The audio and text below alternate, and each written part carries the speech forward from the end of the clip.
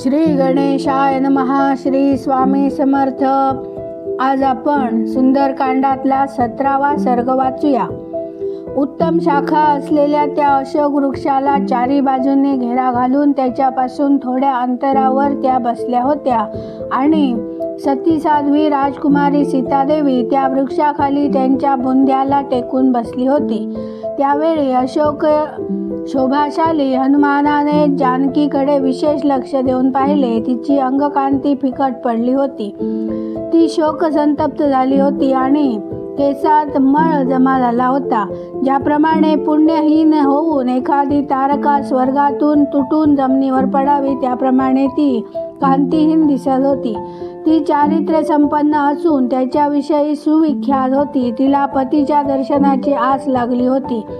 उत्तम आभूषणांपासून ती वंचित होती, तरीही पतीच्या वात्सल्याने विभूषित झालेली होती. तोच तिचा शृंगार होता. राक्षसराज रावणाने तिला बंदिवान करून ठेवले होते. तिला स्वजनांचा वियोग झाला होता. ज्याप्रमाणे एखादी हत्तीणी आपल्या कळपातून अलग झालेली असावी, कळपाच्या नेत्याची वधू असावी आणि एखाद्या सिंहाने तिला अडवून धरले असावे, अशी अवस्था रावणाच्या कैदेत असलेल्या सीतेची झाली होती. ती वर्षाकाळ सरल्यावर शरद ऋतूतल्या शुभ्र ढगांनी घेरलेल्या चंद्ररेखेप्रमाणे भासत होती. ज्याप्रमाणे एखादी कोणा आपल्या स्वामीच्या अंगुलीच्या स्पर्शाला वंचित व्हावी आणि ज्यामुळे वादनादी क्रियांपासून दूर अयोग्य अवस्थेत पडून राहावी, त्याचप्रमाणे सीता पती संपर्कापासून दूर झाल्यामुळं महान क्लेशात पडून अयोग्य अशा अवस्थेत पोहोचली होती. पतीच्या हितात तत्पर असलेली ती सीता राक्षसांच्या अधीन राहण्यायोग्य नव्हती, तरीही ती तशा दयनीय दशेला पोहोचली होती. अशोक वाटिकेत असूनही ती शोकसागरात बुडून गेली होती. क्रूर ग्रहाने ग्रासलेल्या रोहिणीप्रमाणे ही तेथे त्या राक्षसींनी घेरली गेली होती. हनुमानाने तिला पाहिले. ती पुष्पहीन लतेप्रमाणे श्रीहीन झाली होती. तसेच सर्वांग मलिन झाले होते. केवळ शरीर सौंदर्य एवढाच अलंकार आता तिच्यापाशी शिल्लक होता. चिखलाने डबडबलेल्या कमळाच्या देठाप्रमाणे ती एकाच वेळी शोभित आणि विशोभित दिसत होती. मलिन आणि जुनाट वस्त्राने लपेटलेली ती मृगशावकाशाप्रमासारख्या डोळ्यांची भामिनी अशा दयनीय अवस्थेत तेथे बसलेली कपिवर हनुमानाला दिसली. जरी देवी सीतेच्या मुखावर दैन्याची छाया होती, तरी आपल्या पतीच्या तेजाचे स्मरण होताच तिच्या हृदयातून ते दैन्य तात्पुरते दूर होत होते. असित लोचना सीता आपल्या शिलानेच रक्षिली गेली होती.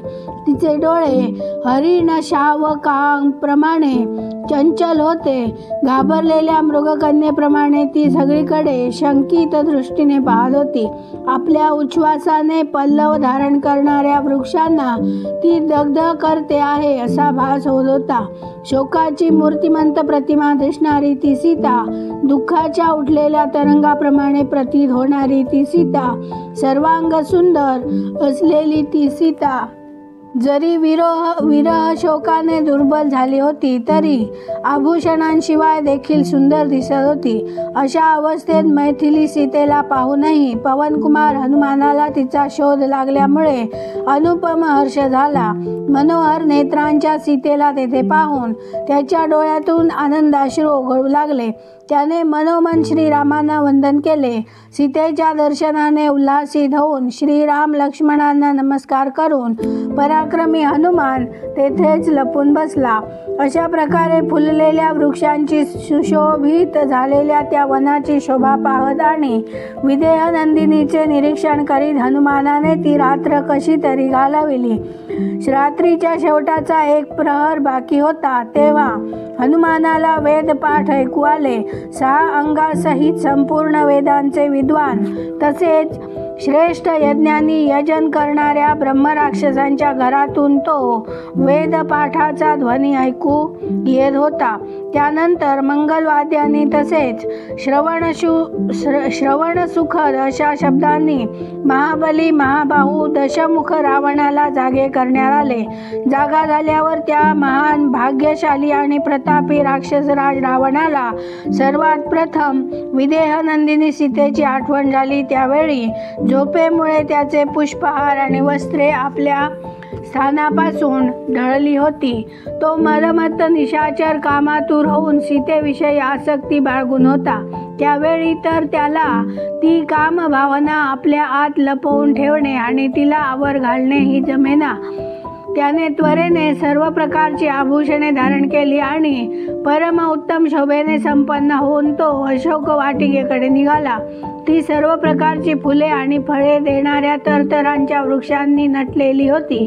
नाना प्रकारची फुले तिची शोभा वाढवित होती. खूपशा सरोवरांनी ती वेढली होती. सदैव मत्त असलेल्या परम अद्भुत पक्षामुळे ती चित्र विचित्र रीतीने शोभावंत झाली होती. कितीतरी नयन मनोहर क्रीडा मृगांनी भरलेली ती वाटिका तरतरांच्या मृगसमूहांनी व्यापली होती. खूपशा गळून पडलेल्या फळांनी तेथील भूमी झाकल्यासारखी झाली होती. त्या पुष्पवाटिकेला मण्यांची आणि सुवर्णाची फाटके लावली होती आणि आतील रांगात उभे असलेले वृक्ष दूरपर्यंत पसरलेले होते. तेथील पायवाटा पाहत रावण त्या वाटिकेत चालत असता शिरला. ज्याप्रमाणे देवांच्या आणि गंधर्वांच्या स्त्रिया देवराज इंद्राच्या मागे चालत असत, त्याप्रमाणे अशोकवनात जाणाऱ्या पुलस्त्यनंदन रावणाच्या मागे मागे सुमारे 100 सुंदरी गेल्या.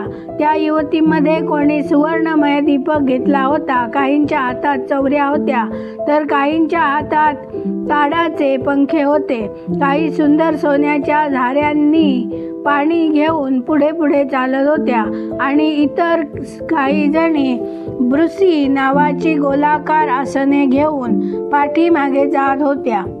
काही चतुर सुंदरी उजव्या हातात पेयरसाने भरलेले रत्नमय चमचमणारे कलश घेऊन चालल्या होत्या. दुसऱ्या काही जणी सुवर्णदंड असलेले पूर्णचंद्रासारखे तसेच राजहंसासारखे श्वेत घडे घेऊन रावणाच्या मागे मागे चालत होत्या. ज्याप्रमाणे ढगांबरोबर विद्युल्लता जात असतात, त्याचप्रमाणे रावणाच्या सुंदर स्त्रिया आपल्या वीरपतीच्या मागे मागे जात होत्या. त्यावेळी झोपेचा अंमल अजूनही पूर्णपणे न उतरल्यामुळे त्यांच्या पापण्या मिटत होत्या. त्यांचे हार आणि बाजूबंद त्या आपल्या स्थानापासून ढळले होते. अंगराग पुसले होते. वेण्या सुटल्या होत्या आणि मुखावर घर्मबिंदू जमा झाले होते. त्या सुमुखी स्त्रिया शेषमद आणि झोप यांनी झुलत झुलत चालल्या होत्या. वेगवेगळ्या अंगावर धारण केलेली फुले घामाने भिजली होती आणि पुष्पमालांनी अलंकृत केलेले थोडे थोडे केस हलत होते. त्या मदिरलोचना स्त्रिया त्या राक्षसराजाच्या प्रिय भार्या अशोकवनात जाताना पतीबरोबर अत्यंत आदराने आणि अनुरागाने वागत होत्या. त्या सर्वांचा पती महाबली मंदबुद्धी रावण मात्र कामविकाराधीन झाला होता. तो सीतेच्या ठाई मन गुंतवून मंद गतीने पुढे जात होता. तेव्हा तो विशेष शोभिवंत दिसत होता. त्यावेळी वायुनंदन कपिवर हनुमानाने त्या परमसुंदरी रावण पत्नींच्या बांगड्यांची किणकिण आणि नुपुरांचा झंकार ऐकला. त्याबरोबर अशोक वाटिकेच्या दारापर्यंत येऊन पोहोचलेला अनुपम कर्मे करणारा आणि अचिंत्य अशा बालपौरुषाने संपन्न झालेला रावणही कपिवर हनुमानाला दिसला. त्याच्या पुढे पुढे चाललेल्या स्त्रियांनी हातात सुगंधी तेलात भिजलेल्या खूपशा जळत्या मशाली धारण केल्या होत्या. त्यामुळे तो सगळीकडून प्रकाशमान होत होता. तो कामुक राक्षस दर्प आणि मदाने युक्त होता. त्याचे डोळे वक्र, लाल आणि मोठमोठे होते. तो धनुष्य रहित राक्षस साक्षात कामदेवाप्रमाणे भासत होता. त्याचे वस्त्र घुसळलेल्या दुधाच्या फेसाप्रमाणे शुभ्र, निर्मल आणि उत्तम होते. त्याला मोत्यांचे दाणे आणि फुले लावलेली होती. त्याचे वस्त्र त्याच्या बाजूबंदात अडकले होते, त्यामुळे रावण ते ओढून मोकळे करण्याचा प्रयत्न करीत होता. अशोक वृक्षांच्या पानात आणि फांद्यात लपलेला हनुमान शेकडो पानांनी आणि फुलांनी झाकला गेला होता. त्याच अवस्थेत त्याने जवळ येऊन पोहोचलेल्या रावणाला ओळखण्याचा प्रयत्न केला. त्याच्याकडे पाहताना त्याच्याबरोबर आलेल्या सुंदर स्त्रियांकडेही कपिश्रेष्ठ हनुमानाचे लक्ष वेधले गेले. त्या रावण सुंदरी रूप यौवनाने संपन्न होत्या. त्या सुंदर रूपवान युवतींनी घेरलेल्या महायशस्वी रावणाने त्या प्रमदावनात प्रवेश केला. तेथे अनेक प्रकारचे पशुपक्षी आपापली बोली बोलत होते. तो विश्रवा मुनींचा पुत्र रावण उन्मत्त दिसत होता. त्याची आभूषणे विचित्र होती. त्याचे कान जणू खुंट गाडावेत असे भासत होते. अशा प्रकारे तो महाबली राक्षसराज रावण हनुमानाच्या दृष्टीपथात आला. तारकांनी घेरलेल्या चंद्राप्रमाणे तो परमसुंदरी युवतींनी घेरला गेला होता. महातेजस्वी महाकपी हनुमानाने जेव्हा ते तेजस्वी राक्षस पाहिला, तेव्हा हाच महाभाऊ रावण अशी त्याची खात्री पटली. पूर्वी हाच नगरातल्या एका उत्तम महालात झोपला होता, हेही त्याला आठवले. याप्रमाणे विचार करीत हनुमान बसल्या जागेवरून काहीसा खाली उतरून आला. त्या फांदीवर रावण त्याला स्पष्टपणे दिसत होता. जरी महातेजस्वी हनुमान देखील उग्र तेजस्वी होता, तरी रावणाच्या तेजाने दिपून जाऊन तो घनदाट पानात शिरून लपून बसला. इकडे रावण काळे केस, आरक्त नेत्र, सुंदर कटिभाग आणि परस्परांना बिलगलेले स्तन असलेल्या सुंदरी सीतेला पाहण्यासाठी तिच्याजवळ गेला. इथे 17वा सर्ग पूर्ण झाला. उद्या आपण 18वा सर्ग वाचूया. आवडल्यास लाईक, शेअर, सबस्क्राईब करा. बेल आयकॉन क्लिक करा. कमेंट करून आपले विचार नक्की कळवा. धन्यवाद. जय जय श्रीराम.